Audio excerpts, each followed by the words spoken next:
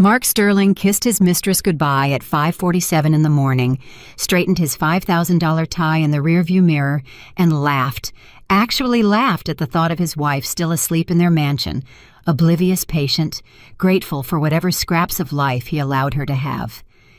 He had spent the night in Jessica's arms without a single moment of guilt because men like Mark Sterling did not feel guilt. They felt entitled. And that single arrogant laugh, echoing inside his $60,000 car on a quiet Greenwich morning, was the last truly free sound he would ever make. If you are new here, please subscribe to our channel, hit the notification bell, and follow this story all the way to the end because I promise you, you have never seen a fall quite like this one. And drop a comment telling me what city you are watching from right now. I want to see exactly how far this story has traveled. The drive from Jessica's downtown apartment back to the Sterling estate in Greenwich took exactly 31 minutes on a clear morning. Mark knew because he had made the drive dozens of times.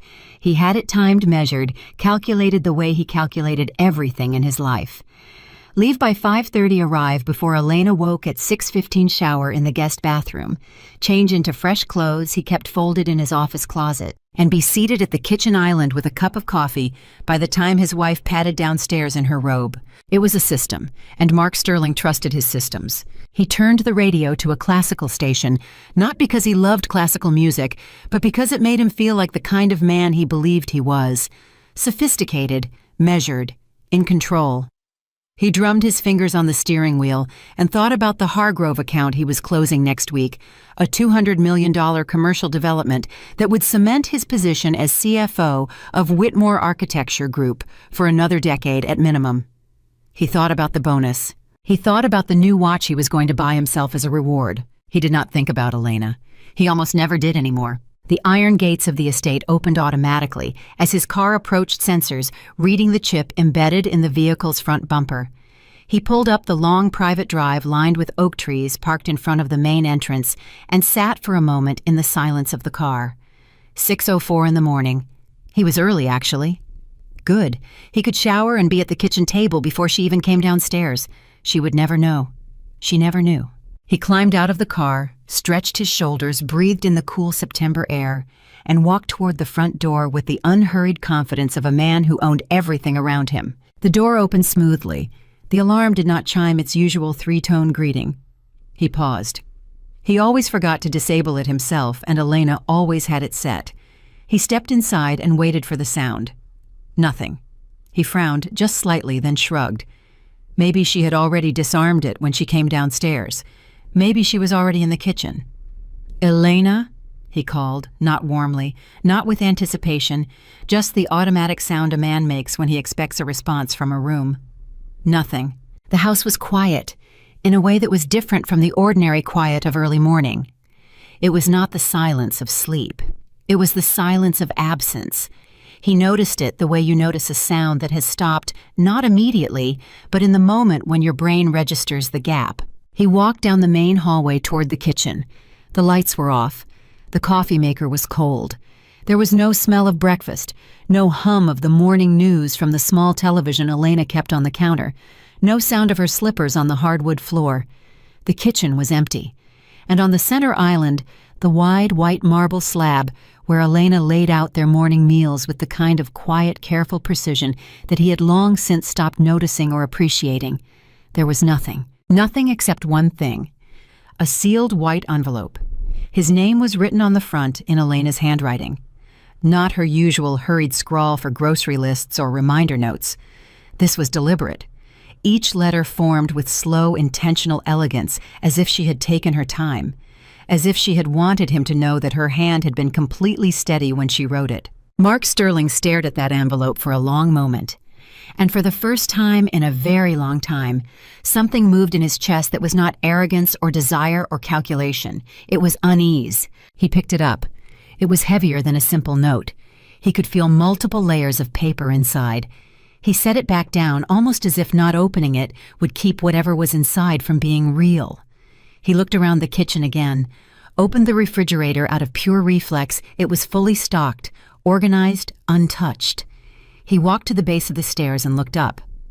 "Elena," he called again, louder this time. Silence. He climbed the stairs 2 at a time, something coiling in his gut now that he could not name. He pushed open the door to their bedroom.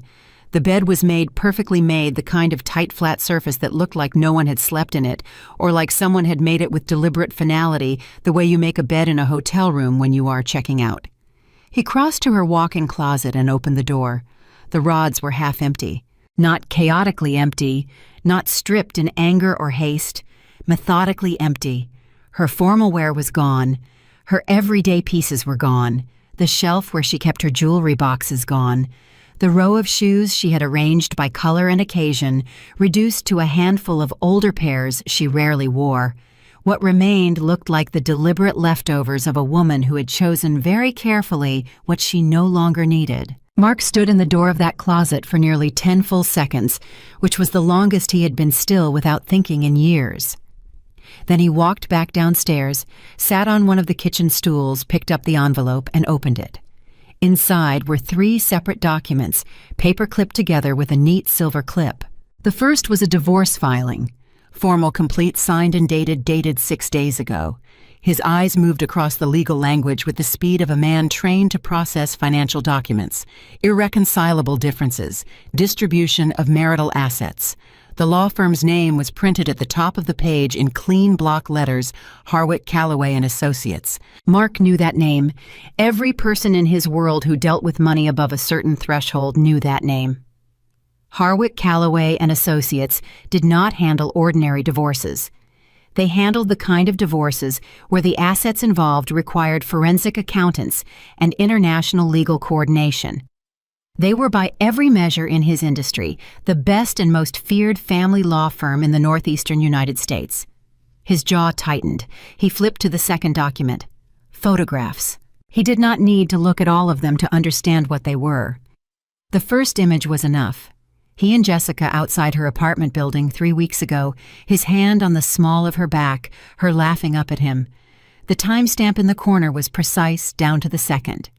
The second photograph was from inside a restaurant. He did not know how anyone had gotten that angle. The third was from a parking garage. Professional work. Detailed, dated, sequenced. Not the work of a suspicious wife with a cell phone. This was the work of someone who had been hired, briefed, and given time to build a case. His face had gone very still now. He set the photographs down and looked at the third document. It was a financial summary, 2 pages.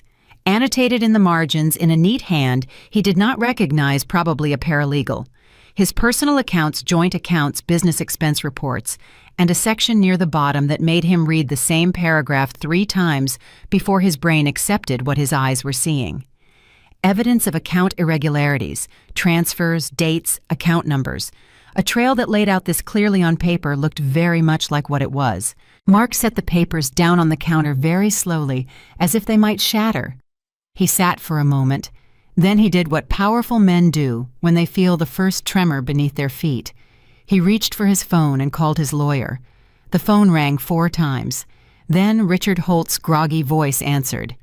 "Mark, it's 6 in the morning." "Elena left," Mark said. His voice was flat, controlled. A man rerouting. A pause on the other end. "What do you mean, left?" "I mean she filed for divorce. Harwick Callaway." A much longer pause. "Harwick and Callaway?" "Yes." "Mark, I know who they are, Richard." "Then you know this is not—" Richard stopped himself. Mark could hear him sitting up in bed, coming awake with the sharp clarity of a lawyer who understood what those 3 words meant at 6 in the morning. "Okay, don't touch anything. Don't move any money. Don't make any calls except to me. I'll be at your house by 9. "She has photographs," Mark said. Another pause. Longer this time. "Of what specifically?" "Of Jessica and me. Multiple occasions." He heard Richard exhale slowly. Not the exhale of a man who was surprised. The exhale of a man managing his own reaction. "All right. 9 o'clock, Mark. Do not do anything before I arrive. Can you do that?" Mark said he could. He hung up. He sat with his hands flat on the marble countertop and stared at the space where Elena's coffee mug usually sat each morning. The white mug with the small painted blue flower that she had bought at a craft fair in Vermont 4 years ago, a trip he had canceled on, and she had taken alone. The mug was gone. He picked up his phone again and called Elena. The number rang once, then went to voicemail. Her voice, calm, clear, unhurried, said she was unavailable and would return calls when convenient. He called again. Voicemail. He called a third time. This time it did not even ring. The call ended immediately. She had declined it manually. She was awake somewhere holding her phone, watching his name appear on the screen, and pressing the button to send him to voicemail with the same deliberate calm with which she had written his name on that envelope. Mark Sterling set his phone on the counter and felt something he had not felt since he was a boy standing in the principal's office with no explanation that would hold.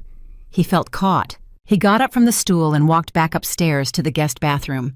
He turned on the shower, stripped out of the clothes he had worn to Jessica's apartment, and stood under the hot water for longer than necessary. His mind worked the way it always worked, sorting, prioritizing, calculating. Elena had lawyers. Fine. He had lawyers. She had photographs. He had resources to challenge the circumstances of how those photographs were obtained. She had filed first, which was a disadvantage for him, but not insurmountable. He would counterfile. He would slow the process down. He would negotiate. He was Mark Sterling. He had closed deals in worse conditions than this. He turned off the water, dried himself with brisk efficiency, and walked to his closet to change. He dressed in his sharpest clothes deliberately, not because he was going anywhere yet, but because powerful men do not meet crisis in yesterday's clothes. He was buttoning his cuffs when his personal cell phone rang. Not his business line, his personal number. The name on the screen was Daniel Whitmore, his business partner, co-founder of Whitmore Architecture Group. Mark answered with the automatic smooth professionalism of a man who had spent 20 years performing competence. Daniel, calling early. Mark. Daniel's voice was not its usual hearty executive warmth. It was careful, measured. The voice of a man who had thought about what to say before dialing. We need to talk. Of course. I was planning to come in later today. There's something on the personal front. It's not about the personal front, Daniel said. Well, it is, but it's also about the company. Mark's hand, still holding the cuff button, went still. I need you to explain to me, Daniel said slowly, how it is that your wife, Mark, currently holds 53% of this company's voting shares. The cuff button fell from his fingers and clicked against the hardwood floor. He did not hear it. What did you just say? His voice had dropped half a register without his permission. Elena Sterling, Daniel said. And there was something underneath his voice now that Mark would later identify as controlled fury, was listed as a silent partner in the original corporate structure that you and I set up 12 years ago. I knew that. What I did not know, what apparently none of us on the board knew, including me, is that over the past 8 years, Elena has been quietly acquiring shares. Through 2 separate holding companies that until this morning, nobody on our team had successfully connected to her name. Mark's entire body went cold. She called the board chair at 5 o'clock this morning, Daniel continued. The board chair, Mark, before most of us were even awake. She has majority control. She requested an emergency board meeting for this afternoon, and she has brought Harwick Calloway in to represent her corporate interests as well as her personal ones. The silence that followed lasted for 5 full seconds. In Mark's professional life, 5 seconds of silence on a business call was an eternity. That's impossible, Mark said, and even as the words left his mouth, he heard how hollow they sounded. Not impossible, improbable to anyone who had underestimated Elena, but not impossible. I've had our legal team reviewing the share acquisition records for the past hour, Daniel said. It's clean, Mark. Every purchase was legal. Every transfer was documented. She has been incredibly patient and incredibly methodical, and she has done nothing that can be challenged. He paused. I need to know what is happening. I need to know what you have done. I haven't done anything that... Don't. Daniel's voice sharpened into something that cut the sentence clean. Do not tell me a story right now. I am sitting here with our board chair and 2 corporate attorneys, and we are all looking at the same documents, and none of us are happy. You will be at that board meeting this afternoon, and you will have answers, or this conversation will take a very different direction. Daniel ended the call. Mark stood in the middle of his closet, surrounded by his expensive suits and the lingering scent of cedar and money. And for one strange, vertiginous moment, he could not remember which direction the door was. He shook it off. He was not a man who fell apart.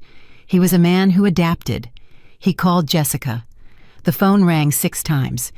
Then her voice, different from its usual playful warmth, guarded. "Mark, why are you calling this early? I need to tell you something," he said, sitting on the edge of the bed. "Elena has filed for divorce. There may be some complications with the company over the next few weeks. It's nothing that can't be managed, but I want you to know what's happening." A pause. "Complications? How?" "Temporary," he said, and his voice carried the certainty he had always been able to produce on demand. "A legal process that will resolve quickly. I have attorneys. In a few months this is over and we move forward." "A few months," Jessica repeated. "Yes." Another pause, longer this time. "Mark, are your cards working right now?" Something flattened in his chest. "What?" "I tried to use the supplemental card you gave me this morning," she said, and her voice had shifted into something businesslike and precise that he had never heard from her before. "For groceries. It was declined." He felt the first wave of real nausea. "That's a bank error. I'll have it sorted by—" "It wasn't a bank error," she said quietly. "I called the bank. The account it was linked to has been frozen by court order." The silence between them had a different texture now. "I see," Mark said.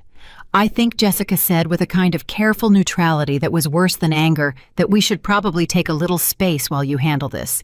This is clearly a very complicated situation, and I don't want to be in the middle of it."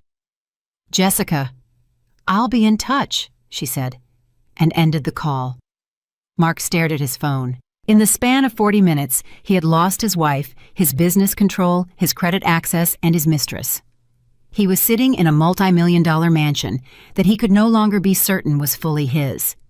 He was wearing a suit that projected power he could no longer be certain he held. He went back downstairs, picked the 3 documents off the kitchen counter where he had left them, and sat at the kitchen table to read them again. More carefully this time. More slowly. Not the skimming of a confident man looking for easy answers, but the careful rereading of someone who was beginning to understand they had been walking confidently through a room that had been quietly rearranging itself around them for a very long time. The divorce filing had been prepared with extraordinary care. Every asset was listed. Every property, every account, every investment vehicle. The level of detail was not the work of a woman who had spent 3 weeks gathering records in a panic. This was years of quiet documentation. Elena had not reacted to being betrayed. She had prepared for the moment when she would respond. He turned to the financial summary again and forced himself to look at the annotated section near the bottom. The transfer records. His hands were completely still on the paper now. He read it with the eyes of a man who had spent 20 years in corporate finance, and what he saw was exactly what any trained eye would see. A paper trail. Not a complicated one, not a carefully hidden one. A trail that, if followed, led clearly from company accounts to personal ones, from legitimate expense categories to ones that would not survive a forensic audit. He had been careful, but he had not been careful enough. Or rather, he had been careful in the ways that protect you from amateur scrutiny, and not careful enough for the kind of scrutiny that came with the resources of Harwick Callaway and Associates.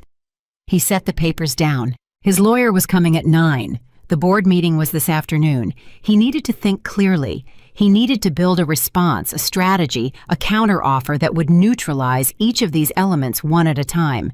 But even as his mind began its familiar mechanical process, sort, prioritize, calculate, some quieter part of him, some instinctive part that lived beneath all the performance and the arrogance, sent up a single terrible signal. She had been ahead of him, every step. Every document, every photograph, every share acquisition, every legal motion, all of it completed before he walked through that front door this morning. He had come home believing he was returning to a life he controlled, and Elena had already left the building. Not in a rage, not in tears, not with confrontation or accusation or the kind of desperate emotional scene he had always privately feared and been prepared to manage. She had simply quietly, completely disappeared from his life.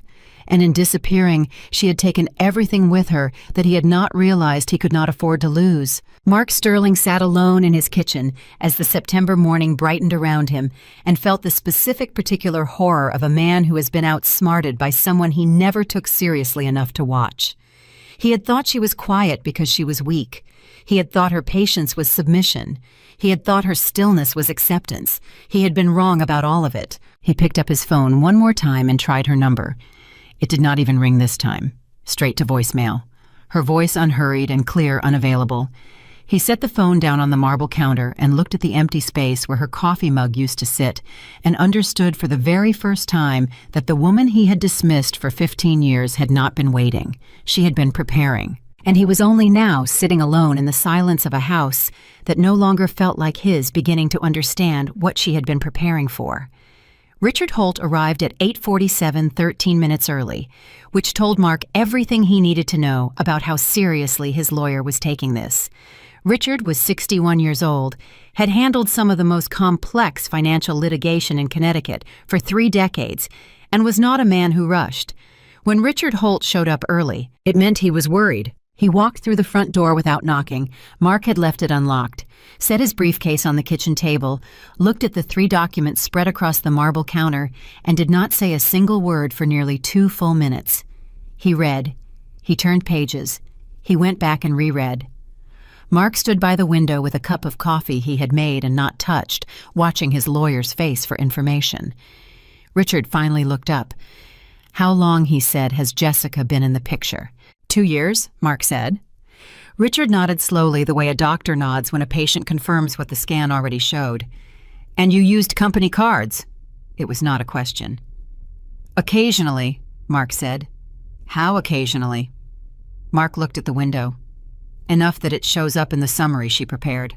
Richard sat down in one of the kitchen chairs and folded his hands on the table. He had the expression of a man arranging difficult truths into a presentable order. "Mark, I need you to understand something before we go any further. Harwick Callaway does not take cases they cannot win. They are not in the business of pressure campaigns or long negotiations. When they file, it is because the client they represent has already won, and the legal process is simply the formality of collecting. Do you understand what I'm telling you?" "I understand that every case has leverage points," Mark said. "Not this one." Richard picked up the financial summary and held it for a moment. "This document alone, if it reflects accurate records, and I have no reason to believe it doesn't, this document alone represents potential criminal exposure, Mark. Not civil, criminal, wire fraud, embezzlement, depending on what else they have documented, possibly conspiracy." He set it back down. "Elena did not just file for divorce. She built a prosecution." The word landed in the kitchen like something physical. Mark set his coffee cup on the counter. "She's my wife, Richard, not a federal prosecutor." "She hired people who think like one," Richard said quietly. "The firm she's using has a former U.S. attorney on staff. I know him personally. He doesn't join cases for the courtroom drama. He joins cases because he sees a conviction." He paused. "When did you first notice the share acquisition, the holding companies?" "This morning," Mark said, "when Daniel called." Richard stared at him. "You had no idea?" "No." "For 8 years?" "No." Richard was quiet for a moment. "She is more organized than you gave her credit for." "Clearly," Mark said, and the word came out flatter than he intended, stripped of its usual confidence. Richard opened his briefcase and pulled out a yellow legal pad. "All right, here is what we are doing today. We are not going to the board meeting. I'm going to call Daniel's attorneys and request a postponement on the grounds that you need time to review the corporate structure claims. That buys us 48 hours minimum. Then I'm going to contact Harwick Callaway and open a dialogue about the divorce terms. We need to understand what Elena actually wants before we make any moves, because right now we are operating blind." "What she wants," Mark repeated. "Yes. She wants the company, Richard. She already has the company. She took majority control before the sun came up." "Then she wants something beyond the company," Richard said. "People who do this level of preparation always have a specific outcome in mind. She didn't spend years building this case just to take half your assets. She could have done that with any competent divorce attorney. She hired Harwick Callaway because she wants something total." He looked at Mark steadily. "And we need to find out what that is before she gets the opportunity to tell a courtroom instead of us." Mark's phone buzzed on the counter. He looked at the screen. A number he didn't recognize, a local area code, but not a contact he had saved. He answered. "Sterling." "Mr. Sterling." A woman's voice. Professional, precise, with the particular measured cadence of someone who had been trained to deliver information without reaction. My name is Caroline Reeves. I'm a senior associate at Harwick, Callaway & Associates. I'm calling on behalf of our client, Elena Sterling. Mark's eyes went to Richard. Richard immediately stood up and moved to his side, leaning close enough to hear. Ms. Reeves, Mark said evenly, my attorney is present. If you have communication for me, I'd suggest directing it through— Of course, she said smoothly. I'm happy to speak with Mr. Holt directly, but I wanted to extend a professional courtesy to you first, Mr. Sterling, given the timeline of events this morning. A brief pause. Our client has authorized us to inform you that effective 6 o'clock this morning, a temporary restraining order has been issued by the court restricting the movement of funds from any jointly held account, any account with shared signatory access, and any account held under the Whitmore Architecture Group in which Mrs. Sterling holds an ownership interest. This order covers all domestic accounts. Mark said nothing. Additionally, Caroline Reeves continued, our client has requested that you be formally notified that the family residence at 14 Hargrove Lane, Greenwich, is listed as a marital asset subject to division.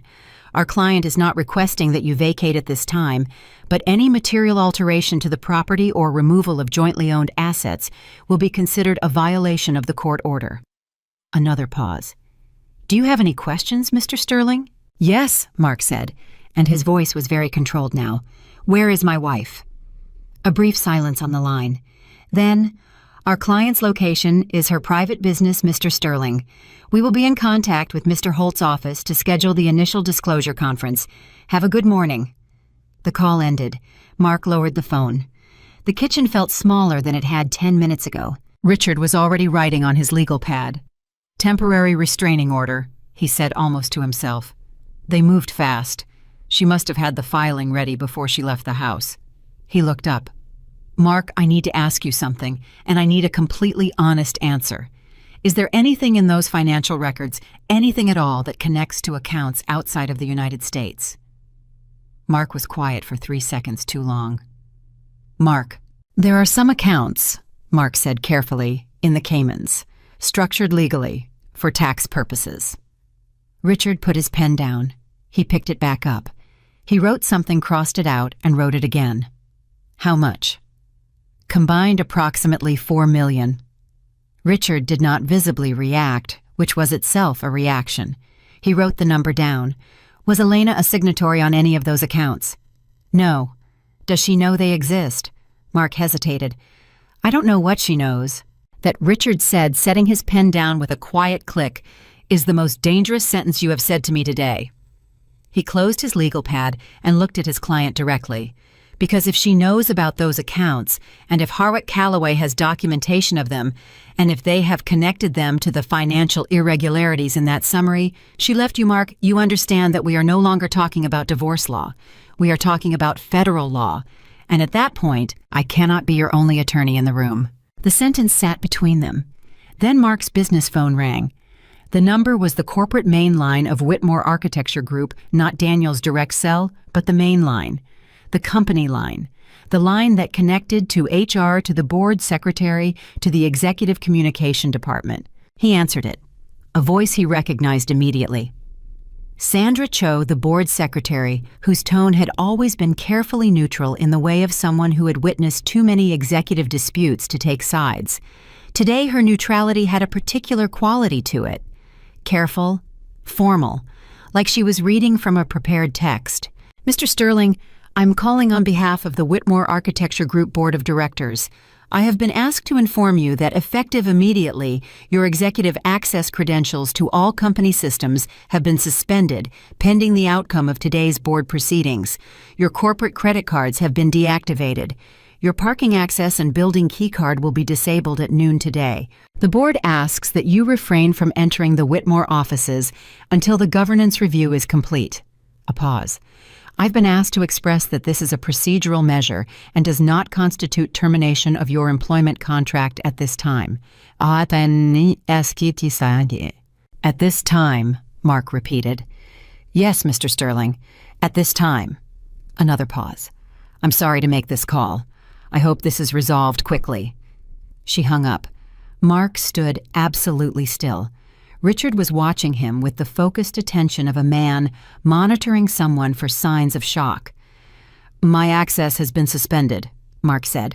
"I heard. She got to the board before Daniel even had time to call me." "Yes," Richard said. "She did."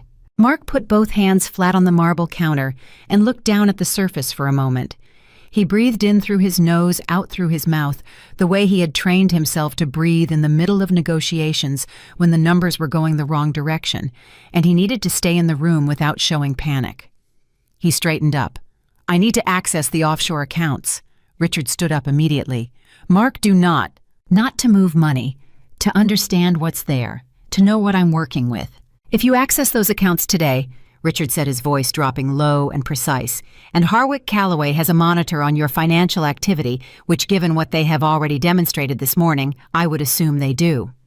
Any access to those accounts today will appear on a record that a judge will see as an attempt to conceal or move assets after legal proceedings have been initiated.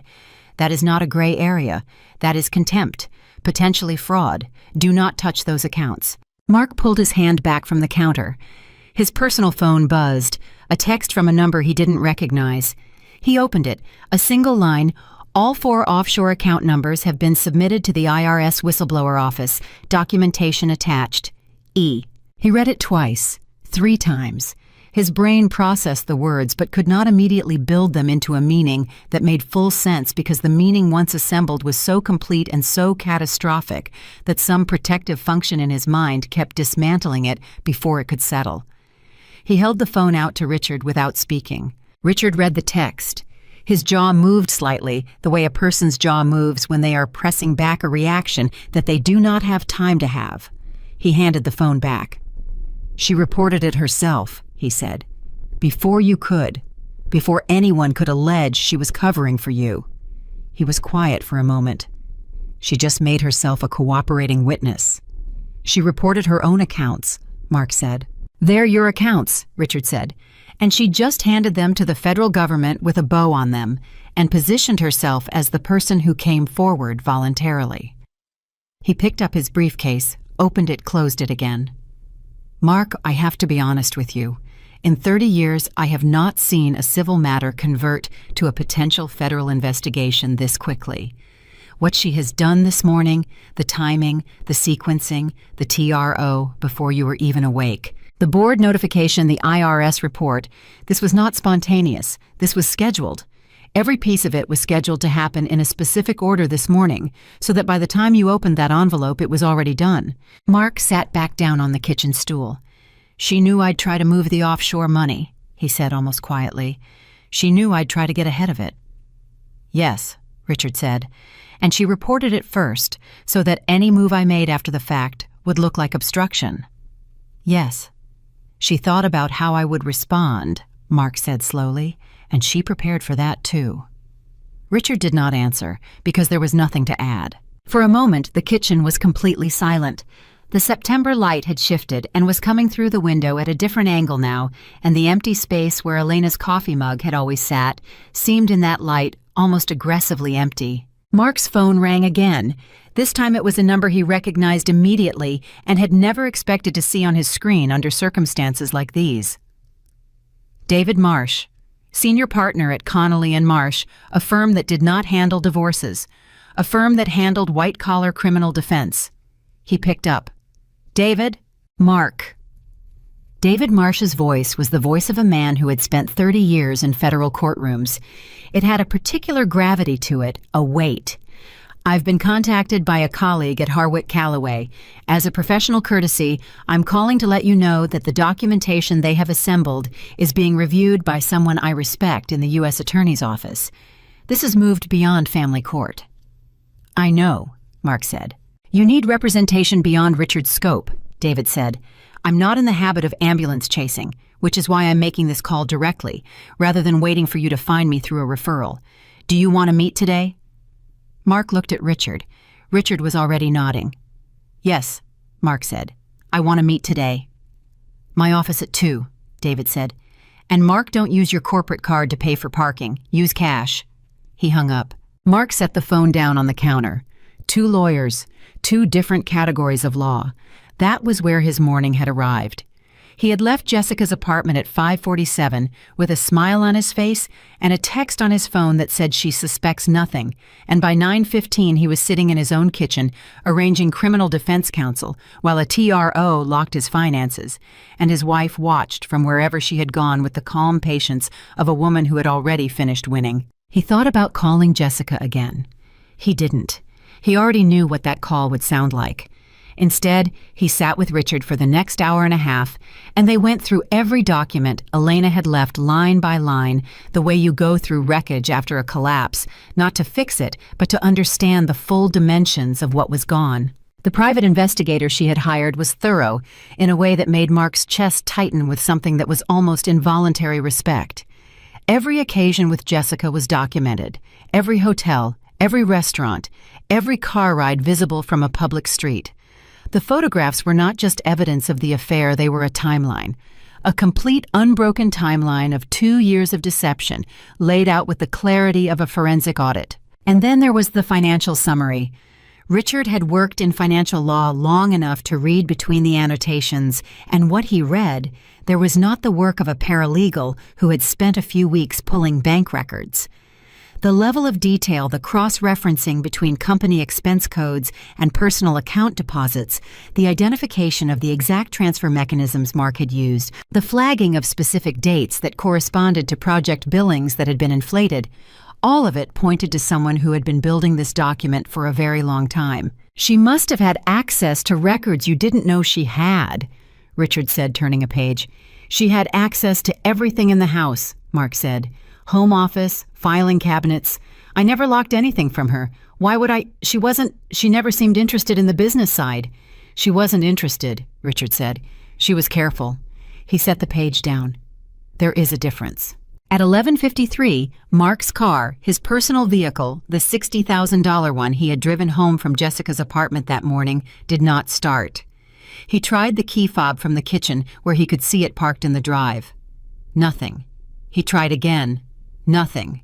He walked outside and tried the physical key. The dashboard lights came on for exactly 2 seconds, then went dark. He called the dealership. They pulled up his account, and a customer service representative named Tyler informed him with genuine apologetic energy that the vehicle had been remotely disabled that morning through the manufacturer's tracking and security system, triggered by a legal hold associated with a financial dispute. Tyler was very sorry. There was nothing he could do until the legal hold was lifted. Tyler hoped Mark had a nice day. Mark walked back inside. He stood in the kitchen for a moment, then began to laugh. Not the arrogant laugh from the car that morning, a different kind. The hollow, disbelieving laugh of a man stacking up losses and finding the total genuinely unbelievable. His wife was gone. His accounts were frozen. His company access was suspended. His car was disabled in his own driveway. His mistress had disappeared the moment his credit card stopped working. His divorce attorney was worried. His criminal defense attorney wanted to meet at 2. All of this before noon. All of it set in motion before he had walked through the front door. Richard looked up from the documents. "Are you all right?" "No," Mark said with an honesty that surprised both of them. "I'm not." He pulled out his phone one final time and opened his text thread with Elena. It went back years, grocery lists, schedule confirmations, the occasional forwarded reservation confirmation. The ordinary quiet text thread of a marriage that had stopped being a marriage so gradually that he had never noticed the exact moment it ended. He typed, "We need to talk, please." He watched the screen, the message delivered, 1 gray check mark, then 2. She had read it. No response came. He waited 4 minutes. Nothing. Then the read receipt disappeared. She had turned them off while he was watching. Even that small act of erasure was deliberate. Even that was prepared for. He set the phone face down on the counter. Richard closed his legal pad, gathered the documents carefully, and put them in his briefcase. "I'll make the calls," he said. "Postponement request to the board opening dialogue with Harwick Calloway. I'll drive you to David's office at 1:30. He paused at the kitchen doorway and looked back at his client. "Mark, I need you to do something between now and then. I need you to sit down somewhere quiet and think about everything you know, everything about what she might have. Not what you think she knows, what she actually has. Because when we walk into David Marsh's office, we need to walk in with the truth, and right now the truth is the only currency you have left. Richard left. The front door closed. The house returned to its silence. Mark sat at the kitchen table alone in a house full of expensive things with frozen accounts and a disabled car, and no one left to call, and he thought about Elena. Not the Elena he had dismissed and ignored and taken for granted for 15 years. The other one. The one who had been sitting across from him at the same kitchen table, quietly reading, quietly listening, quietly remembering, while he talked about his deals and his plans and his ambitions and never once thought to wonder what she was thinking. The one who had apparently been thinking about all of this for a very long time. Richard drove. Mark sat in the passenger seat with his hands in his lap and watched Greenwich pass by outside the window, the clean sidewalks, the old money architecture, the kind of neighborhood that projected permanence and stability, the kind of neighborhood that said nothing here falls apart. He had lived in this town for 18 years. He knew the names on the mailboxes, the firms behind the facades, the handshakes that held everything together. He had always felt driving these streets that he was one of the people this town was built for. He did not feel that now. Richard had made his calls from the kitchen before they left. The board postponement request had been submitted. Harwick Calloway had acknowledged receipt and responded that they would allow 48 hours as a professional courtesy, which Richard said in a tone that communicated clearly that was not generosity. That was confidence. You only grant extensions when you know the extra time changes nothing. They arrived at David Marsh's office at 1:58.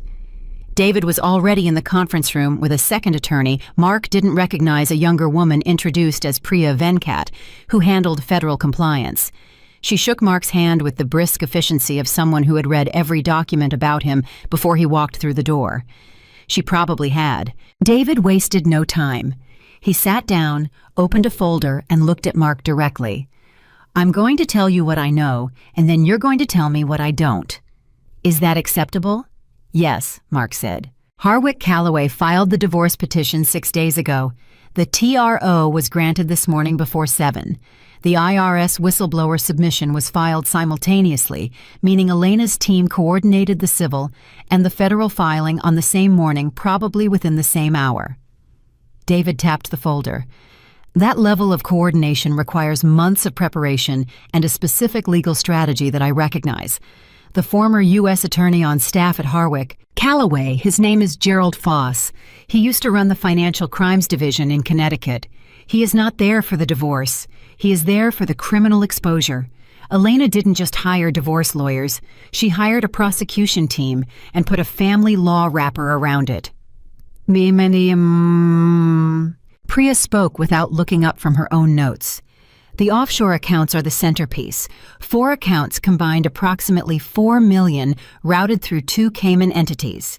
The IRS submission will trigger an automatic referral to the Financial Crimes Enforcement Network. That process typically takes between 3 and 6 weeks before formal contact is made. We have that window to get ahead of it, but only if we move immediately. Get ahead of it how? Mark said. Voluntary disclosure, Priya said. You approach the IRS before they approach you. Full cooperation. Complete financial transparency. It reduces exposure significantly and removes the obstruction element entirely. She looked up. But it requires you to disclose everything. Not the $4 million. Everything. Every account, every transfer, every structure, everything. Mark was quiet. David leaned forward.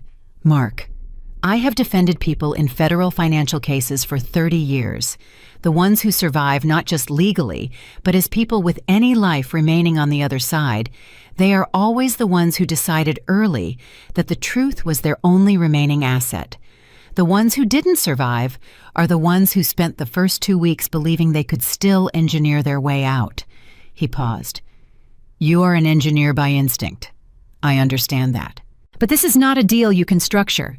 This is a moment where you decide which version of your future you are willing to accept.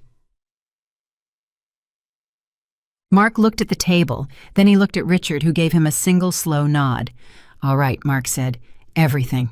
And for the next 2 hours, Mark Sterling told the truth for the first time in longer than he could accurately remember. It came out in pieces awkwardly at first, with the halting quality of a man who had spent so many years managing information that pure disclosure felt structurally wrong. But Priya asked precise questions, and David listened without reacting, and slowly the full picture assembled itself across the conference table. The transfers had started 7 years ago.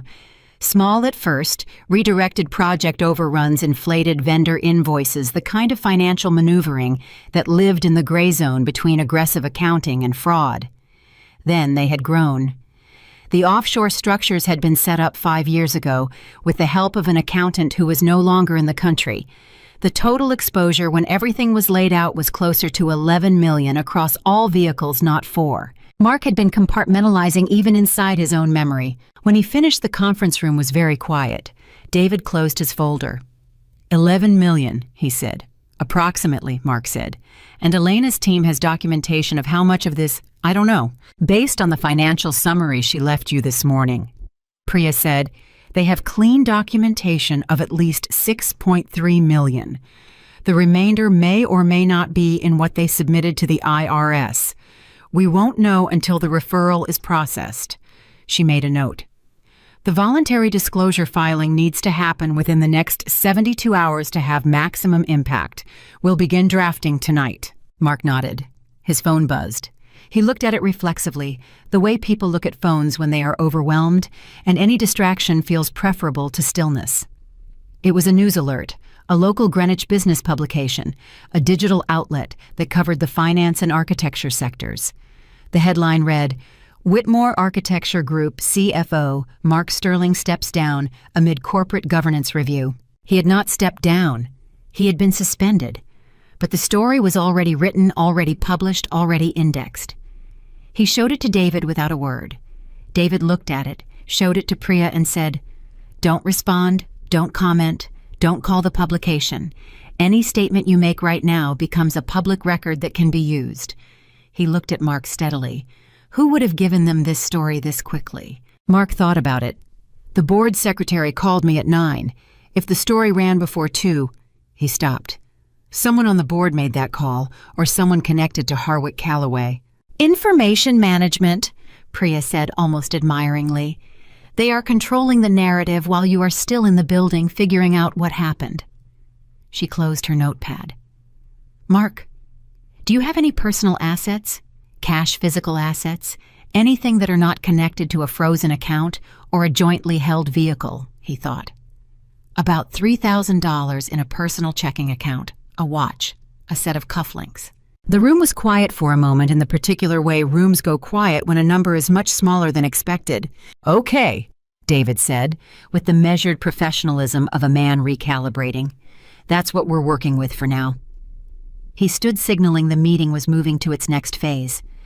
Richard will take you home. We begin the voluntary disclosure process tonight.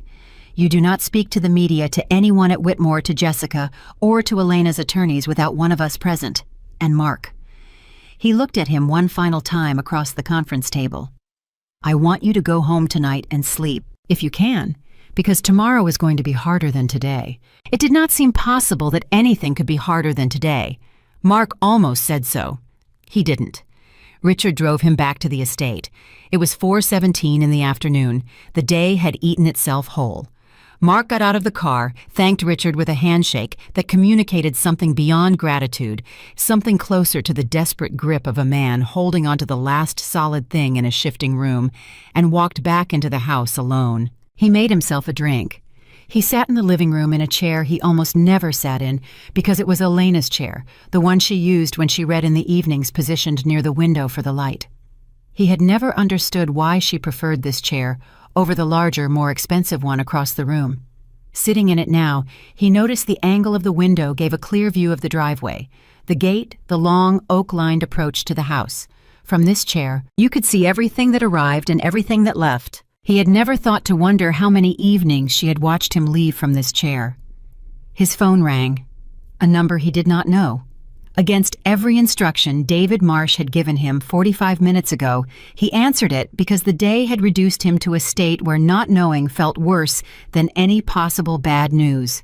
Mr. Sterling, a man's voice, neutral official with a quality that immediately registered as federal. not threatening. Simply factual, the way certain voices are when the person speaking them has the authority to be relaxed. My name is Special Agent Thomas Riley with the FBI Financial Crimes Unit. I wonder if you have a few minutes. Mark's hand tightened on the phone so hard his knuckles went pale. My attorneys have advised me not to speak without representation present, Mark said. The words came out steadier than he expected.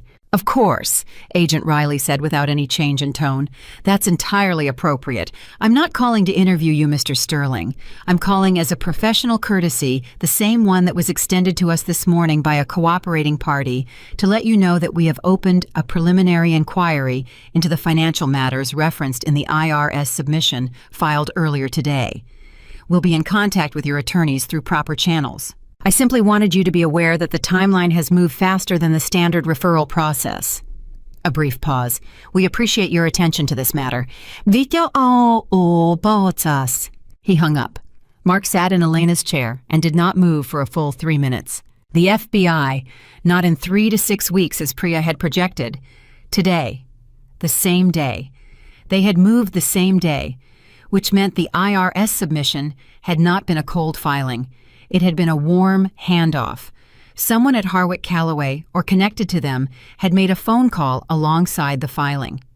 Gerald Foss, the former U.S. attorney, had called someone he knew.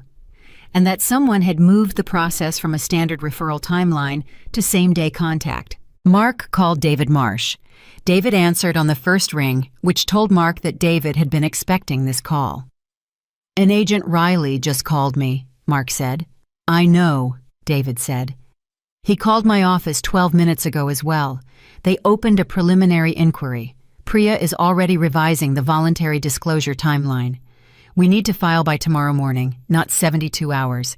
Can you be in my office at 7 a.m.? Yes, Mark said. Don't answer any more calls from numbers you don't recognize. I know. I answered this one. I'm sorry. Did you say anything beyond invoking your right to counsel? No. Good. 7 a.m. Try to sleep. David ended the call. Mark set the phone on the arm of the chair. Outside, through Elena's window, the autumn light was going gold and flat across the driveway. The oak trees were doing what oak trees do in September, beginning to let go of things quietly one at a time, with no drama, simply releasing what they no longer needed. He thought about calling his mother. She was 74, lived in upstate New York, and he called her every other Sunday with the dutiful regularity of a son who had stopped being emotionally present years before the call stopped being enough. He did not call her. He did not know what he would say. He did not know how to explain today to anyone who had not been inside it. He thought about Jessica, not with longing. That particular feeling had been thoroughly extinguished somewhere around 9 that morning when she had asked if his credit card was working. He thought about her with the cold clarity of retrospect. 2 years. He had told himself it was passion connection, the feeling of being truly seen by someone, sitting in his wife's chair in the fading afternoon light of a day that had dismantled him completely. He understood it for what it had actually been. It had been the most expensive distraction of his life. It had cost him $11 million, his company, his reputation, his freedom, and the woman who had sat in this chair for 15 years, watching him leave and saying nothing. The woman who had, in saying nothing, been building everything she needed. His phone buzzed. A text from a number he recognized this time, Daniel Whitmore. Not the formal Daniel of the morning's phone call, but a shorter, more human message that arrived with the slightly stunned quality of something written by a man who had spent a day processing a shock. The board voted this afternoon, Mark. I'm sorry, it was unanimous. They had no choice. The governance exposure alone, I want you to know, I argued for due process. But with the federal inquiry and Harwick Callaway's documentation and Elena's shareholder position, there was no room. Effective today, your employment contract has been terminated for cause. I am genuinely sorry. I hope you find your way through this. Mark read it twice. Then he set the phone face down on the arm of the chair. Terminated for cause. Those 3 words in the language of executive employment contracts had specific and devastating meaning. They did not just end his position, they voided his severance. They triggered the clawback provisions on his last 3 years of bonuses. They exposed him to personal liability for any financial irregularities discovered during his tenure. Terminated for cause was not the end of a job. It was the beginning of the next phase of collapse. He sat with that for a while. At 6:41, he heard a sound he had not expected the gate intercom, a car at the front gate. He went to the intercom panel in the front hallway and pressed the visual feed button. 2 vehicles at the gate, a dark sedan and an SUV, men in jackets. He could see the word on the jackets from the camera feed. FBI. Not tomorrow, not through channels, not with attorneys present, tonight. His hands moved before his brain fully processed. He called David Marsh. David answered in 2 rings. "Are you home?" David said, which told Mark that David already knew. "They're at my gate," Mark said. "Do not open the gate. Do not go outside. I'm calling Riley directly. Do not speak to them until I call you back. Do you have the gate remote in your hand?" "Yes." "Do not press it." David's voice was controlled and absolute. "I'll call you back in 5 minutes." Mark stood at the intercom panel and watched the 2 vehicles on the small screen. The agents were not rushing. They were not dramatic. They were simply there in the way that institutional authority is simply there, patient, certain, unhurried by the discomfort of the person on the other side. David called back in 4 minutes. "They have a warrant, Mark. It's a search warrant for financial records and digital devices. You have to let them in. I'm 40 minutes away. You open the gate. You stay in the living room. You do not answer questions. You do not show them anything they don't specifically request. You say 4 words to every question they ask. 'My attorney is coming.' Can you do that?" "Yes," Mark said. "Open the gate." Mark pressed the button. The gate swung open. He watched on the screen as the 2 vehicles pulled up the long drive. He walked to the front door and opened it before they knocked, which was the only remaining form of control he had. Special Agent Riley was younger than his voice had suggested, early 40s, with the compact efficiency of someone who spent his days doing this and felt no particular excitement about it. He showed Mark the warrant with the practiced motion of someone who had shown warrants 1,000 times. Mark looked at it. His name, his address, a list of specific items, hard drives, external storage, physical financial documents, communication devices. "Mr. Sterling," Riley said, "thank you for your cooperation. We'll try to be thorough and quick." "My attorney is coming," Mark said. Riley nodded. "Of course." They came inside. 6 of them, 2 agents, 4 support personnel with equipment cases. They moved through the house with the organized quiet of professionals, and Mark stood in the living room in Elena's chair and watched them. They went to his home office first. He heard drawers opening, the sound of equipment being handled, the occasional exchange of quiet professional words between agents. They were in the office for 20 minutes before one of the support personnel came into the living room carrying Mark's home desktop hard drive in an evidence bag. He showed it to Mark with the professional courtesy of documentation. Mark said nothing. The agent nodded and continued. They found the external drives in the office closet. They found the physical folders, years of personal financial records that Mark had kept in a fireproof box, believing himself organized and prudent. They found the notebook he kept in his desk drawer, the one with handwritten account numbers and access codes that he had never transferred to digital because he had always believed physical was safer. When they found the notebook, Riley came to the living room doorway and held it up. "Mr. Sterling, I need to confirm this document was located in your home office desk drawer for the purposes of the warrant inventory." "My attorney is coming," Mark said. Riley made a note. He returned to the office. David arrived at 7:22. He came through the front door, went straight to Riley, exchanged credentials, and reviewed the warrant in the hallway in the clipped professional shorthand of 2 people who had been in this exact situation before. He came to the living room and sat across from Mark. "They have the notebook," Mark said quietly. David's expression did not change. "I know. I saw it in the inventory list." He kept his voice low. "Mark, the notebook changes the timeline. The account numbers in that book, if they cross-reference to accounts not previously disclosed in the IRS filing, we have an expanded exposure problem." He paused. "How many accounts are in the notebook?" Mark looked at the floor. 14. David was quiet for a moment that lasted longer than any of the other quiet moments in a day full of them. "How much combined?" Mark did not answer immediately. He pressed the heel of his hand against his forehead. He thought about the morning, the drive home from Jessica's, the laugh in the car, the tie in the mirror. The man who had pulled up to these gates 9 hours ago, believing himself untouchable. Combined, he said slowly, closer to 23 million. David Marsh sat back in his chair. He did not speak for a full 10 seconds. Outside, the agents continued their quiet, thorough work. Somewhere in the house, a drawer closed. 23 million, David said. Yes. David leaned forward, elbows on his knees, and looked at his client with the steady, unsentimental gaze of a man recalibrating everything he had believed about the next 6 months. Mark, I need you to understand something. When we walk into the U.S. Attorney's office tomorrow, and we will be walking in tomorrow, not filing paperwork physically, walking in the number that matters more than any other number, is not the money. It is the cooperating witness on the other side of this case. He paused. Elena did not just report this. Elena documented it, organized it, sequenced the disclosure to maximize federal impact, and positioned herself as the most credible cooperating witness in the room before you were even awake this morning. She is not an angry wife, Mark. She is the government's primary source. And whatever deal we can build for you depends entirely on what she has already given them. Mark stared at the far wall. She knew about all of it, he said, not a question. Based on what we're seeing today, David said, I believe she has known for a very long time. The agents finished their sweep at 8:51. They cataloged everything they took with professional precision, gave Mark a copy of the inventory, thanked him for his cooperation, and left. The gate closed behind their vehicles. The house went quiet again.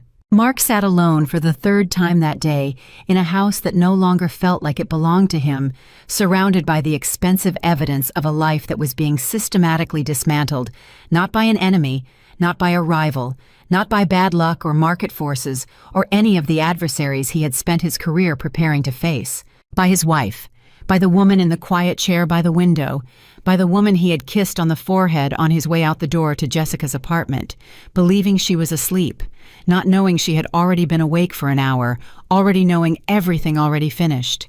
He picked up his phone. He opened the text thread with Elena one final time. He typed nothing. He simply looked at her name at the top of the screen for a long moment, then set the phone back down. There was nothing left to say that she had not already answered. David Marsh's office at 7 in the morning had a different quality than it had the afternoon before. The afternoon meeting had been crisis management, fast reactive to attorneys, absorbing new information and making rapid decisions. This morning felt different, slower, more deliberate. The way things feel when the emergency phase is over and what remains is simply the long, unglamorous work of consequence. Mark had not slept. He had sat in Elena's chair until almost 2 in the morning, not thinking clearly, not planning, just existing inside the wreckage of the day with the particular exhaustion of a man whose mind will not stop running, even when it has nowhere useful to go. At 2, he had moved to the bedroom, laid on top of the covers in his clothes, and stared at the ceiling until the room began to lighten at 5:30. Then he had showered, dressed, and called a car service because his own vehicle was still disabled in the driveway. The car service had charged him $62, which he had paid from the $3,000 remaining in his personal checking account, and the smallness of that transaction, $62, counted carefully from the last accessible money he had had, produced a feeling he could not name. Priya Venkat was already at the conference table when he arrived, her laptop open, 2 coffee cups positioned precisely a printed draft of the voluntary disclosure filing beside her right hand. She looked like someone who had worked through the night, which she probably had. We expanded the disclosure based on the notebook account numbers, she said without preamble while Mark was still removing his coat. The filing now covers $23.4 million across 16 accounts and 3 offshore vehicles. The narrative section frames your cooperation as proactive and complete. She slid the draft across the table. Read it carefully. Every word in this document becomes your official position. If anything in here is inaccurate or incomplete, we need to know now because there is no version of this that gets better by adding to it later. Mark sat down and read it, all 12 pages. He read slowly, the way he had learned to read the documents Elena had left him, not skimming for highlights, but absorbing every line for what it actually said. When he finished, he set it on the table. "It's accurate," he said. "Complete?" Priya asked. He thought for 2 seconds. In the old life, the life of 48 hours ago, 2 seconds of hesitation before answering a direct question was a negotiating technique. Now it was just a man making sure he was telling the truth. "Complete," he said. David arrived at 7:20, shook Mark's hand with the grip of a man who had decided to be steady so his client didn't have to be reviewed the final draft for 11 minutes, made 2 small changes in the narrative section, and looked up. "We file at 9. Then we call Agent Riley and inform him the voluntary disclosure has been submitted. Then we request a meeting with the U.S. Attorney's Office for later this week." He set down his pen. "Mark, I want to prepare you for something. When we go into that meeting with the U.S. Attorney, the first question they will ask before anything about the money, before anything about the corporate structure, is what you can offer them. Cooperation has a currency in federal cases.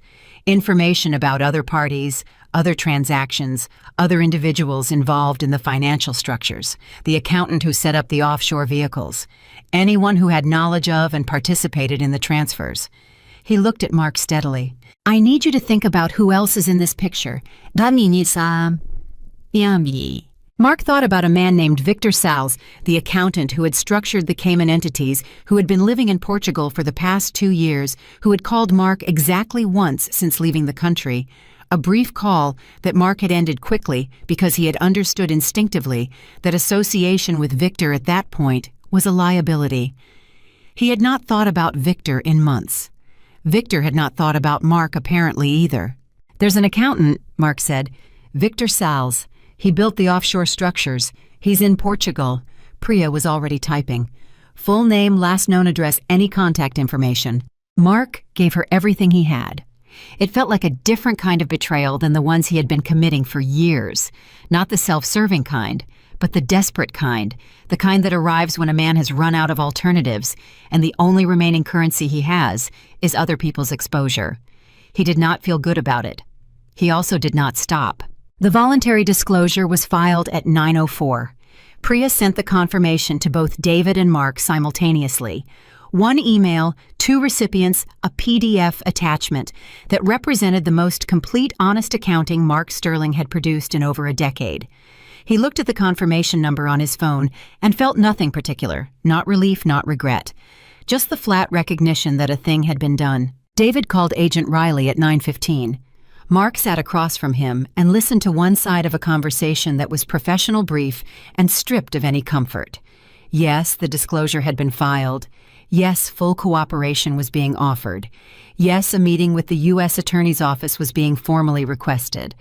Riley apparently said something that made David's expression shift almost imperceptibly towards something tighter. David said, "I understand. We'll be available." He ended the call. "What did he say?" Mark asked. David set the phone on the table. "The warrant executed last night covered more than the financial records. They recovered emails from your home desktop, correspondence between you and Victor Salles from 4 years ago." He paused. "Apparently the emails are fairly specific about the intent behind the offshore structures." Mark closed his eyes. He had written those emails at his desk at home late at night, believing with the confident carelessness of a man who had never been caught that digital communications were manageable. He had been wrong about that, the way he had been wrong about most things, which was completely and without awareness. "How specific?" Mark said. "Riley used the word instructive," David said, which is prosecutor language for, "This is exactly what we needed." The silence that followed had a particular weight to it, not the shocked silence of earlier moments in the past 2 days, but the quieter, heavier silence of a man arriving at the moment where the last possible avenue of uncertainty closes.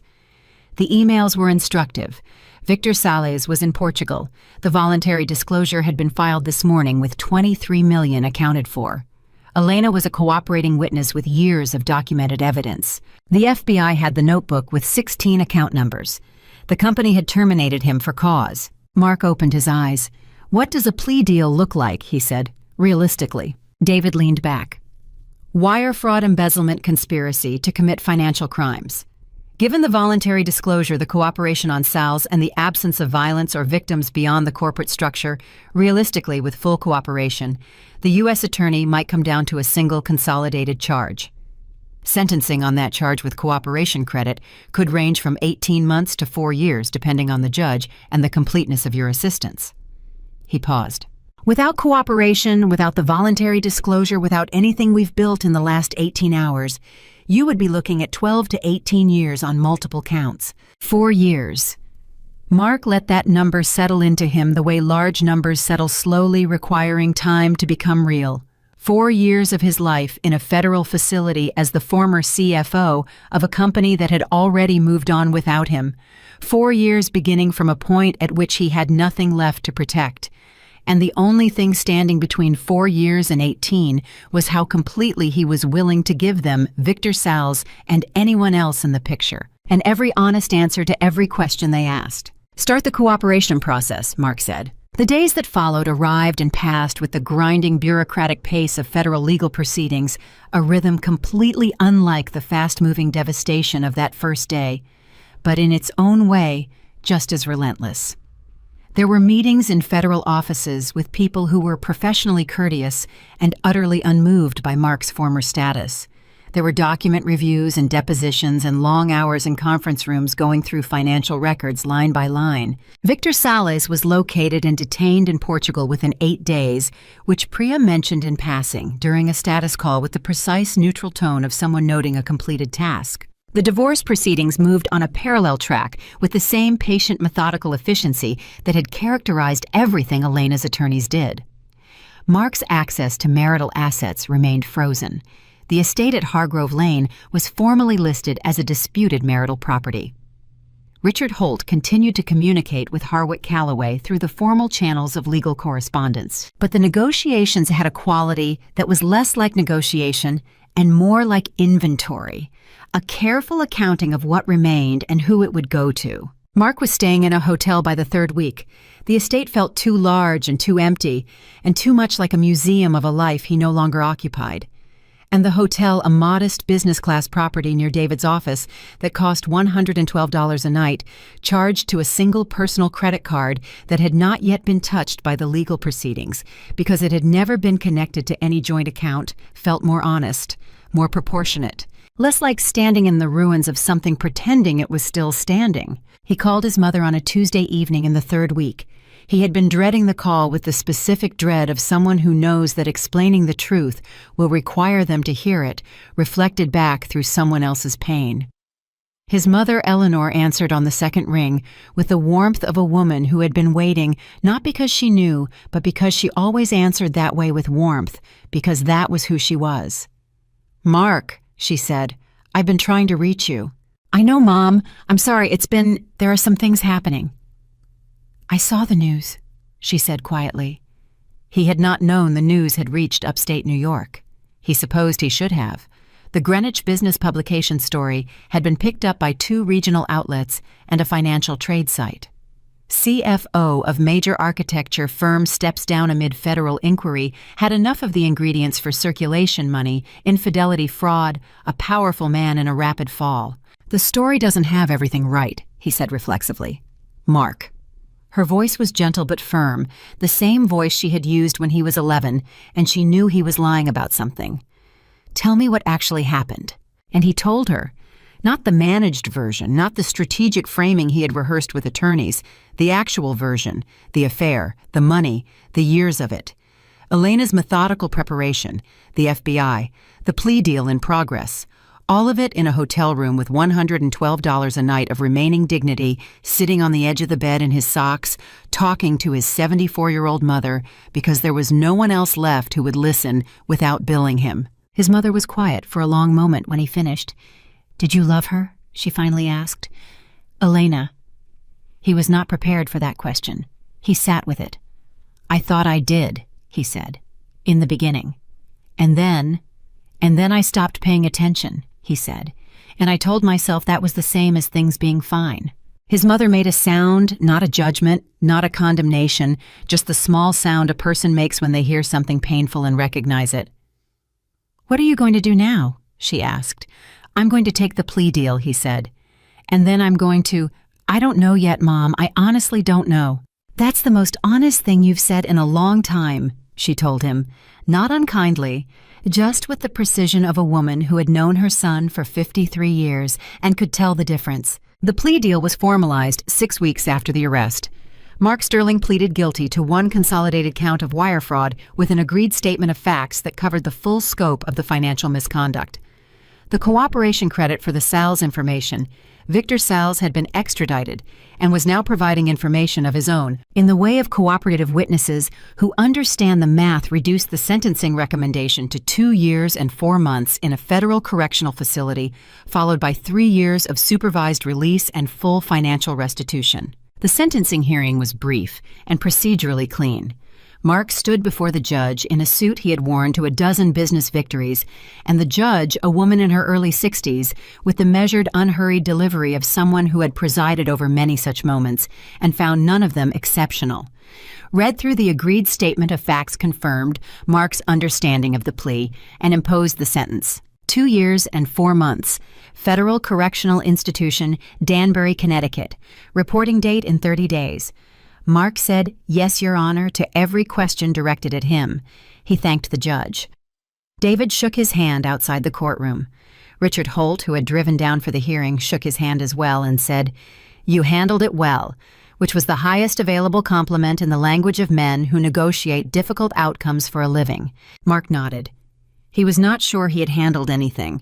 He had simply been present for what happened to him. He used the 30 days before reporting to settle what could be settled. The divorce finalized with a speed that reflected Elena's legal preparation. There was very little left to dispute. The estate went to Elena as the majority marital asset, which her attorneys had framed cleanly, given Mark's pending incarceration and loss of income. The remaining personal accounts depleted by legal fees were divided according to the court's calculation.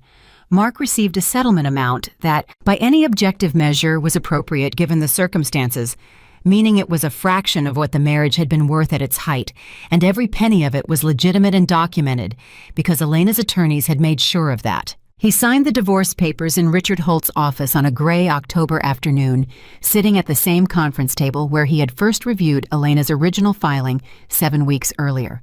The papers were thick. All of Elena's filings were thick, thorough, and immaculate, and he signed each page where the tabs indicated, without reading every line, because he had already read everything once, and there was no version of reading it again that produced a different outcome. When he finished, Richard gathered the pages and said, "That's everything." Mark nodded. He sat for a moment after Richard left the room to make copies alone at the conference table and tried to identify what he was feeling. Not grief exactly, not relief, something closer to the feeling of finishing a very long, very difficult thing and finding that the other side of it is simply more life, quieter and smaller than the life before. He thought about Elena. He had not spoken to her directly since the morning she left, since before the morning she left, technically since she had been gone by the time he walked through the door. He had received one piece of communication from her that was not filtered through attorneys. A single email sent 6 weeks into the legal proceedings, 3 sentences long. "Mark, I hope the legal process resolves in a way that allows you to rebuild. I am not your enemy. I simply could not continue to be someone you didn't see." No signature. Just Elena. He had read it several times. He had not responded partly because David had advised against any direct communication, and partly because there was nothing to say that was adequate to those 3 sentences. She had summarized 15 years of marriage with more precision and more generosity than he deserved, and she had done it in 3 sentences, and any response he could construct felt inadequate. The night before he reported to Danbury, he stayed in the hotel one final time. He packed one bag. The facility had specific guidelines about what inmates could bring, and the list was brief and practical, in a way that reduced everything to its essentials.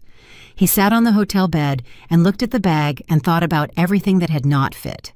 The suits, the watches, the cufflinks, the car still in the driveway of the estate, still disabled, probably towed by now.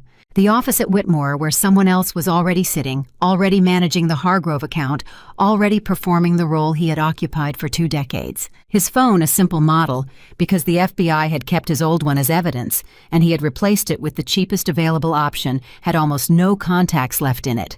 His mother, David Marsh, Richard Holt, a cousin in Michigan he had not spoken to in 4 years. The car service he used now that his own vehicle was gone. He called his mother. She answered on the second ring, same as always. "I'm reporting tomorrow," he said. "I know," she said. "Are you ready?" "I don't think ready is the right word," he said. "No," she agreed. "Probably not." She was quiet for a moment. "Mark, I want to ask you something, and I want you to think before you answer. Not the lawyer answer, the real one." "Okay," he said. "Do you understand what you did? Not legally, actually." He thought about it. He thought about the laugh in the car. He thought about the text to Jessica, "She suspects nothing. She never will." He thought about Elena in her chair by the window watching him leave, not saying a word. Watching him leave over and over for 15 years, while she prepared for the day. She would not watch him leave anymore, because she would already be gone. "Yes," he said, "I think I'm starting to." "That's enough for tonight," his mother said gently. "Get some sleep. I'll call you every week." He said goodnight. He lay on the hotel bed in the dark. Outside, the ordinary sounds of a city evening continued without any acknowledgement of what was happening in this particular room. Cars passing, voices, the distant sound of a restaurant closing for the night. The world moving forward with the complete indifference of a world that does not reorganize itself around individual consequences. He thought about the morning this had all begun. 5:47, the gate opening automatically, the drive confident and unhurried of a man returning to the life he believed was permanently his. The front door, the silence, the envelope on the marble counter with his name written in Elena's deliberate, patient handwriting. He had opened that envelope believing it was the beginning of a problem he would solve. He understood now that it was not the beginning of anything. It was the end of something that had been ending for a very long time. And Elena had simply chosen the moment to make visible what had already been true. He closed his eyes. Sleep, when it finally came, was dreamless and complete. The deep, exhausted sleep of a man who has stopped running and simply fallen down and found that the ground at least is solid. The next morning, a Tuesday in November, Mark Sterling picked up his single bag, checked out of the hotel, and rode a car service to the Federal Correctional Institution at Danbury. The driver made small talk for the first 10 minutes, then sensing the passenger's silence, let the rest of the drive pass without conversation. The facility appeared through the windshield with the flat institutional reality of a place that does not try to be anything other than what it is. Mark got out of the car. He stood for a moment with his bag in his hand. The driver pulled away. A correctional officer at the intake entrance looked up at him with the neutral professional attention of someone who had processed hundreds of arrivals and found them all approximately equivalent. "Name," the officer said. "Sterling," Mark said. "Mark Sterling." The officer found his name on the intake sheet, made a check beside it, and handed him a form. "Fill this out completely. Leave your personal items in the intake basket. You'll be assigned a number and a housing unit." He looked back at his desk. "Welcome to Danbury."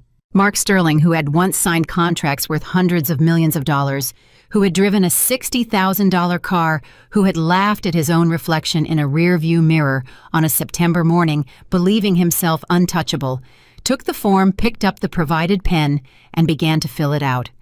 Inmate number 4, 9201, Housing Unit C. Library assignment 3 days a week. The man who had once controlled everything now had a number, a unit, and a schedule that someone else had made for him. And somewhere outside those walls in the world that had already moved on, Elena Sterling was doing exactly what she had always done, quietly, methodically, and completely on her own terms. The library at FCY Danbury smelled like paper and institutional cleaning fluid and the particular stillness of a place where time moves differently than it does outside.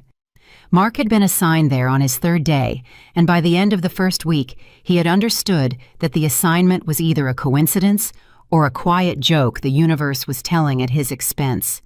A man who had once managed billion-dollar portfolios now managed a cart of returned books, wheeling it between metal shelving units and replacing each volume in its designated slot with the kind of careful attention to order that in his previous life he had applied to financial structures worth 100 times the GDP of small countries. He did not complain about it. That surprised him, actually, the absence of complaint. He had expected prison to produce rage, or at minimum the constant simmer of indignation that powerful men carry when stripped of their power. Instead, what it produced slowly and without announcement was something closer to silence, not peace, not acceptance, just the gradual quieting of a machine that had been running at full capacity for so long it had forgotten what idle felt like. His mother called every Sunday at 2 o'clock, which was the scheduled call window for his housing unit. She talked about her garden, about the neighbors, about a book she was reading, ordinary things delivered with the deliberate ordinariness of a woman who had decided that what her son needed was not sympathy or analysis, but the simple continuity of someone who still treated him like a person. He was grateful for that in a way he could not fully articulate. He told her so once awkwardly, mid-conversation, and she said, "Mark, I'm your mother. This is not exceptional. This is just Tuesday." And somehow that was the most comforting thing anyone had said to him in months. David Marsh called on the 6th week to report that Victor Salles had entered his own plea agreement, that Mark's cooperation credit had been formally logged, and that the supervised release conditions had been slightly modified in Mark's favor as a result. He delivered this news with the same professional efficiency he delivered everything, and Mark said thank you, and David said he was welcome. And they both understood that the relationship was concluding, that the legal machinery had done what it could, and what remained now was simply time. Richard Holt called once briefly to confirm that the divorce was fully finalized, that all asset distributions had been completed, and that there were no remaining civil matters requiring Mark's attention. He asked with the genuine, if somewhat formal, warmth of a man who had spent months adjacent to someone else's catastrophe whether Mark was doing all right. Mark said he was managing. Richard said that was probably the most honest answer available. They did not speak again after that. Jessica never called. Mark had not expected her to. He thought about her occasionally in the first month, not with longing, but with the detached curiosity of someone examining an artifact from an earlier period of life. He thought about the night they had spent together the last night, the night he had driven home from, in the belief that he was returning to a controlled world. He thought about the text he had sent her. She suspects nothing. She never will, and felt something he could only describe as the physical sensation of being wrong in a way that had no remedy. He did not think about her after the 2nd month. What he thought about with the frequency and focus that quiet institutional life provides for the thoughts you would prefer not to have was Elena. Not the Elena of the legal documents or the cooperating witness or the majority shareholder. The earlier one. The woman who had sat across from him at breakfast for 15 years and listened while he talked about his deals and his plans and his ambitions, and had never once, not once, told him that she was paying attention to something far more important than anything he was saying. He thought about the blue-flowered coffee mug from the Vermont Craft Fair. He thought about the chair by the window. He thought about her voice on the voicemail, calm, clear, unhurried, and the way it had sounded exactly the same as it always had, completely unaltered by everything she had been carrying in silence. He thought about the 3 sentences she had sent him by email. "I am not your enemy.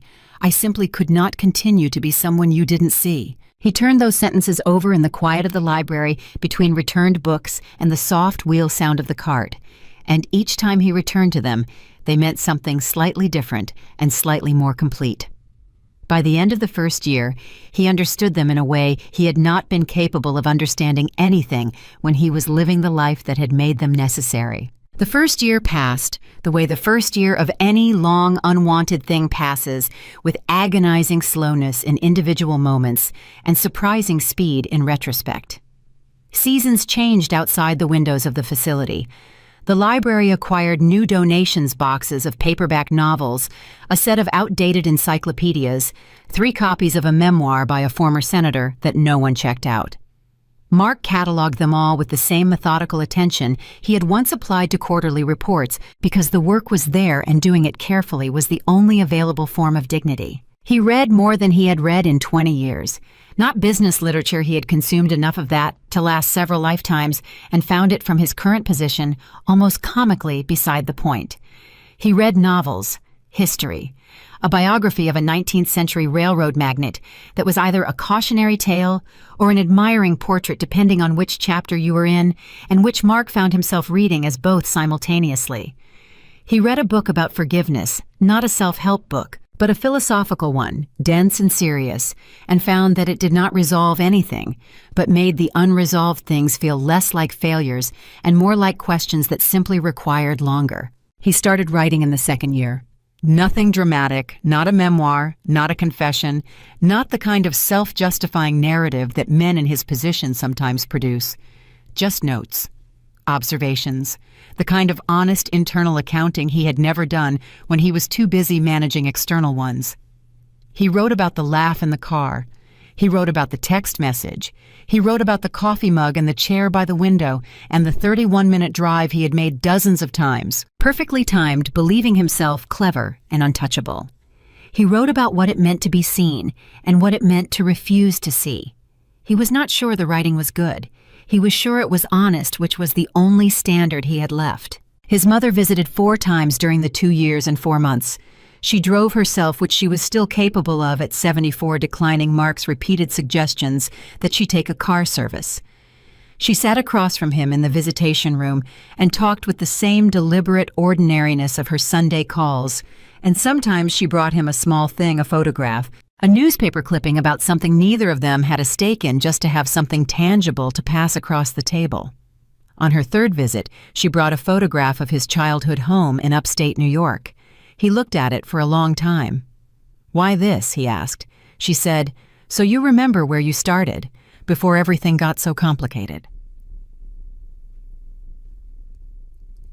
He kept it in his housing unit, pressed between the pages of whatever book he was currently reading, moving it forward as he moved through books so that it traveled with him. 14 months in a corrections officer named Henderson, a quiet man in his 50s who ran the library schedule with the unhurried competence of someone who had been doing the same job well for a long time and found it sufficient, stopped by Mark's cart one afternoon and said without particular ceremony, "You're one of the few in here who actually puts things back in the right place." Mark said he had always been good with systems. Henderson considered this and said, "Systems are fine. It's the people inside them that get complicated." He moved on. Mark stood by his cart and thought about that sentence for the rest of the afternoon because it was the most accurate description of everything that had happened to him that he had heard from anyone anywhere in the entire preceding 14 months. 2 years and 4 months arrived with the same administrative neutrality with which they had begun. Release processing, a form, a date, a bag with the personal items that had been held in intake storage, a watch, a wallet containing $43, and a credit card that was certainly no longer active, a phone that was certainly dead. He signed the release paperwork, shook Henderson's hand, and walked through the intake exit in the same direction he had arrived, except this time the door opened outward instead of in. His mother was in this parking lot. She had driven herself, of course. She got out of the car when she saw him and walked to him with the direct, unhurried movement of a woman who had decided this was a moment that did not require elaborate staging. She hugged him properly with both arms for longer than a polite hug lasts and said nothing because nothing was needed. He held on for a moment that was longer than he had intended and found that he did not care. They drove back to her house in upstate New York. She had made dinner. They ate at the kitchen table, the same table he had eaten at as a child. Older now, the surface worn smooth in the particular way of furniture that has been used by the same family for decades. She served pot roast and did not ask him what his plans were because she had decided that the first night was not for plans. He was grateful for that, too. He stayed with her for 6 weeks while the supervised release conditions were established, and he navigated the practical mechanics of rebuilding a life from its most stripped-down components. He opened a new bank account with the settlement funds that had been held in a structured account during his incarceration, a number that would have seemed laughably small to the Mark Sterling of 2 years ago, and that felt to the Mark Sterling of today like more than enough to begin. He bought a used car. He found a small apartment in a mid-sized city 2 hours from Greenwich, far enough that the name Sterling did not carry its old weight close enough that his mother's Sunday calls arrived in the same time zone. He did not look for work in finance. He had thought about this carefully during the long library hours, and the conclusion he had reached was not self-pity or punishment, but simply accuracy. He was 54 years old. He had a federal fraud conviction on his record. The industry he had spent his career in would not have him back, and he had stopped believing he deserved it back, which were two different things that happened to arrive at the same destination. He found work instead as a financial literacy instructor at a community organization that offered free workshops to adults who had never been taught how to manage money. People who were not wealthy and had no interest in becoming wealthy, who simply wanted to understand the basic mechanics of the financial system well enough to live inside it without being destroyed by it. He was good at it. That surprised him less than it might have once. He had always been good at explaining complex systems in plain language. It had been one of his genuine skills beneath all the performance and the arrogance. Stripped of the performance, the skill remained. He sat across from people in a community center classroom 2 evenings a week and explained interest rates and credit scores and the basic architecture of a budget, and they listened, and some of them came back the following week, and some of those came back the week after that, and each time someone returned, he felt something that was small and real and entirely unlike anything the old life had produced. It was in the 15th month after his release, a Thursday evening in early spring, 2.5 years since the morning he had walked through the front door of the Greenwich estate and found an empty house and a sealed envelope, that Mark saw Elena for the first time since she had disappeared from his life. He was not looking for her. He was in his apartment eating dinner at the kitchen table with the television on in the background, something he did now, not because he was particularly interested in what was on, but because the sound made the apartment feel less quiet. A business news program he had half registered. He was reading something, not watching, when a name stopped him. Elena Sterling. He looked up. She was on the screen. Not in the context of any scandal or legal proceeding. Those had been processed and concluded and moved to the back pages of the trade publications long before Mark had been released. She was on the screen in the context of a business segment, the kind of segment that profiles executives who are doing something notable. The graphic beside her name read, Sterling Whitmore Global CEO, $200 million in annual revenue, offices in 4 countries. He put down his fork. She looked different, not dramatically different. Her face was the same face, but she held herself with a directness that he recognized in retrospect as something that had always been there and that he had simply never looked directly at. She sat in the interview chair with the relaxed, grounded confidence of someone who had been building toward exactly this moment for a very long time and was entirely unsurprised to have arrived. The interviewer, a woman who specialized in profiles of transformational business leaders, according to the lower third graphic, leaned forward and said, "You took over Whitmore Architecture Group under circumstances that were by any measure extraordinary.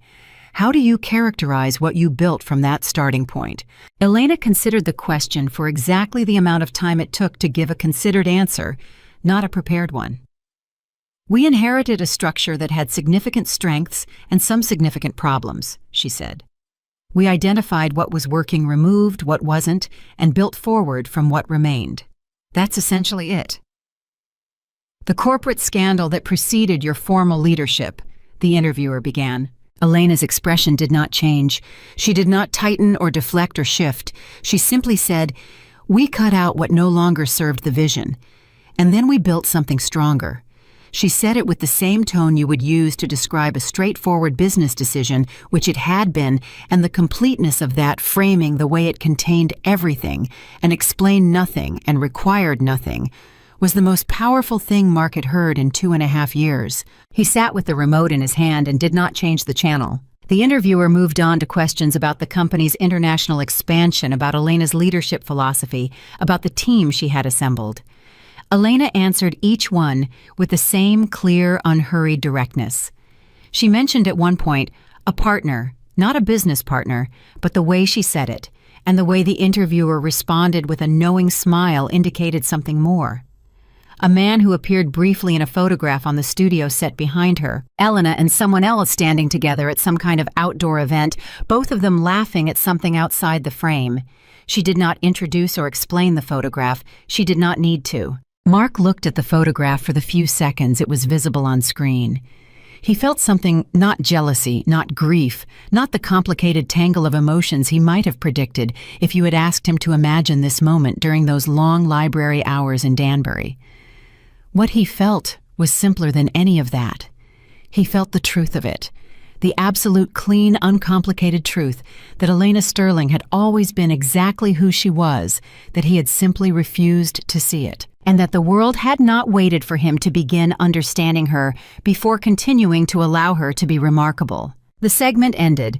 The interviewer thanked Elena. Elena thanked the interviewer with a warmth that was genuine and measured and gave away nothing she had not chosen to give. The screen moved on to the next story. Mark turned the television off. He sat in the quiet of his apartment for a long time.